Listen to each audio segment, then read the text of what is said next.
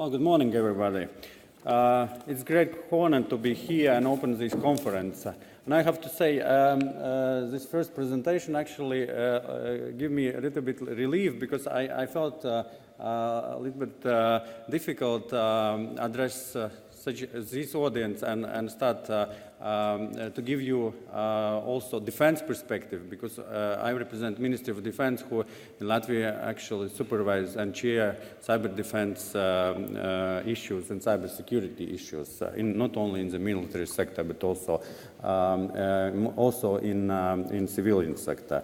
And then, of course, I was very happy to hear that you're talking about cyber fortress, because we talk on everyday life, not so much about cyber fortress, but we, of course, talk about different military fortresses. But I think what is interesting, and I will give you short, a broader view of current security, and of course I then will touch also our perspective on cybersecurity, where we stand right now. And I think where the general trends are actually going in security as such, and we've seen it in Ukraine and now in other different areas, the trend of non-attribution and trend of ambiguity. States don't want to actually attribute their actions to themselves, and they want to use different means to actually deceive their actions in different manner. And of course, if it comes to deception and non-attribution of ordinary conventional forces, as we've seen in Ukraine, I don't think it will be a problem here in Latvia. You don't, even if you take off your insignia and send your forces over the borders, which actually is very disgraceful and is honoring act towards your armed forces, because to fight is every honor of every armed force, and armed forces have to fight under their insignia and under their flags. But it will not be a problem, because it doesn't matter whether you have insignia or you don't have insignia. If you cross borders, anyway you commit act of war. It's completely different when it comes to cyber issues. And I think everybody aware of risks, and this I think most important also that military planners have been aware of this issue, and many current war theorists actually already identified cyber domain as the fifth domain in warfighting, besides land, sea, air, and navy and space. And why it's important? Because, as I said, it opens new room for ambiguity. And if normal relations between states or among states actually being divided based on being defined by fear or deterrence to be attributed, then cyber actions actually add more ambiguity and more non-attribution. You basically don't know not only who attacks you, but even if you know, it's very difficult to attribute. And this actually opens very new room for maneuver, and it's actually very dangerous room for when it comes to relation between states. And of course, it's nothing new, because already the first military theorist, Chinese General Sun Tzu, who lived 500 years before Christ, he actually said that for one to win 100 victories in 100 battles is not the acme of skill. To subdue the enemy without fighting is acme of skills. Actually, what he already talked about 500 years before Christ, he talked about how to actually subvert or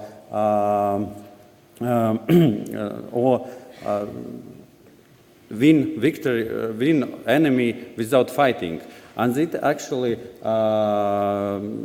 area of cybersecurity comes into play because, as I said, it's something between diplomacy, sanctions, and something between actually another end of military.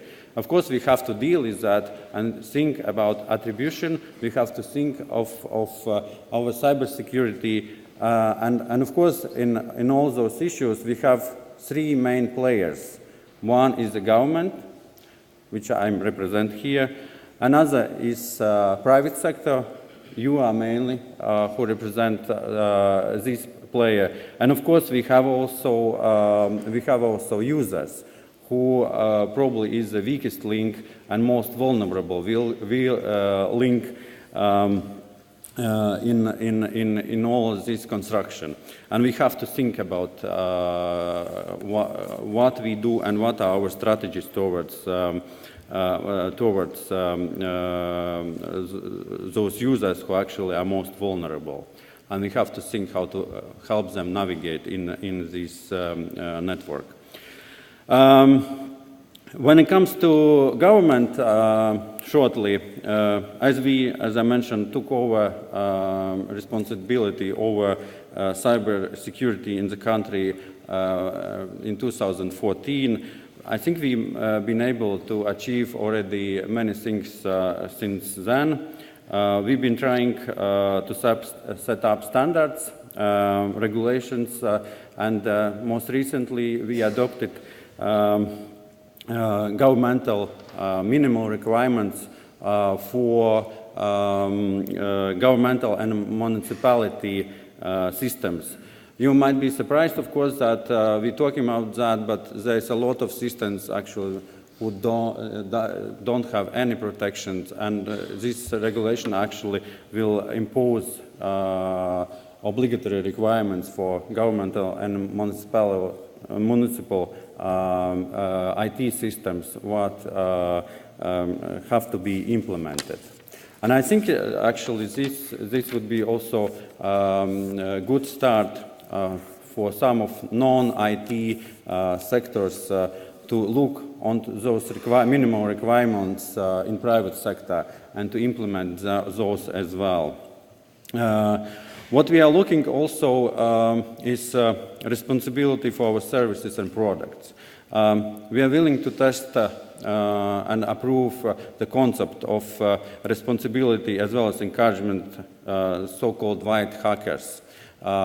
We are looking how to introduce in the governmental system so-called responsible disclosure policy. Basically, it means that we accept white hacking if it's reported, and I think it's a win-win situation. It will give us possibility to improve our systems if it's and it's, I think, a mutual benefit for both sides. We also have to probably look how we can cooperate with private sector more, and one of issues where we will look in the closest time how to strengthen cybersecurity, and I think one of the issues is probably how to use more our national well-designed electronic identity cards and digital signatures more widely, and probably to introduce more one system in the government and use it as safer authentication and digital signing. And in general, finishing this government part, I think we've been able to set not only the standards but also awareness in the government. We had a number of exercises on the highest governmental level raising the cyber issue because I think awareness is the biggest issue, not only regulations, but people have to aware have to aware of the problems. We also established national national guards, where I think is also a good example of public-private partnership, because we use IT experts from private sector, and we give them education as a part of National Guard education, and we can use them during the crisis situation. And we are thinking right now also establishing cyber training in Youth Guard, basically adding also cyber issues to our youngsters training in Youth Guard movement. And most recent events in few weeks' time, we will open also military information technology security incident response team, which will deal purely with the military sector, also called MilCert. On private sector, I think we have to think, and I'm now talking more about those companies that are non-IT sector, or who are more service users, not providers.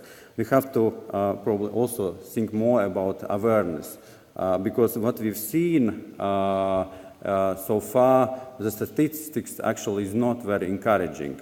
At least in Latvia, those 50% of incidents what been reported on networks actually also find for the second and the third time in the same systems. It means that those private companies either don't care about their IT security, or they don't have sufficient resources and knowledge to actually fix the problem and deal with the problem. And therefore, I think the awareness is probably the one of big issues.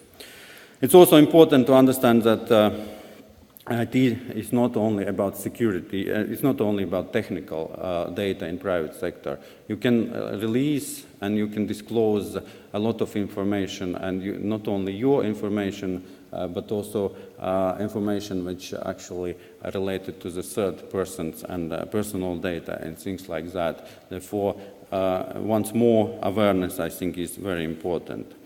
And I think what's also important, and probably you have to discuss at this conference, how to not compete. I understand that, of course, everything based on competition in the private sector, but how to compete on the expense of the security. Because what we've seen on numerous occasions, that sometimes security is only one component in companies' experience, and they don't, because of competition, companies don't care so much about security, but it should not be the case.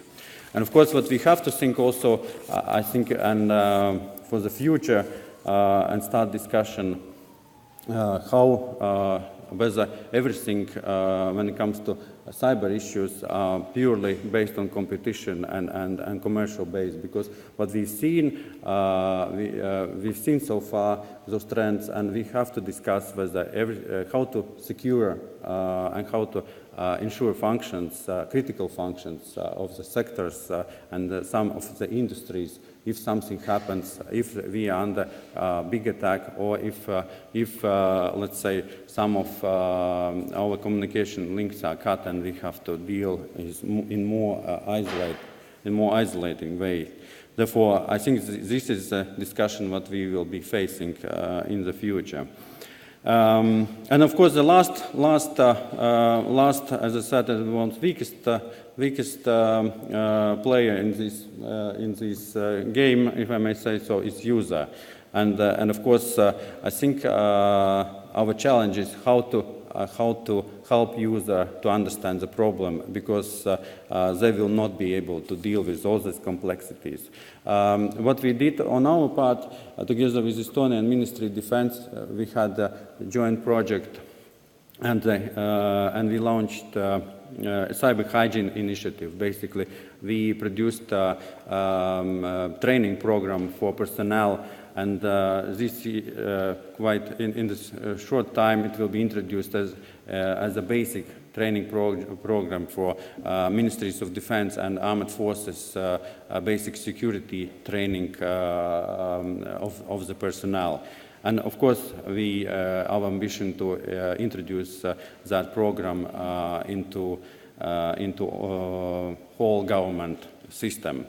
But as I said, of course, the big issue is users in private sector and other users, where we of course don't have skills to directly impose anything.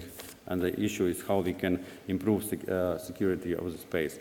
That is my final remarks, and I want to wish you all the best and productive work during your conference, and hope you will come up with new solutions. Thank you very much.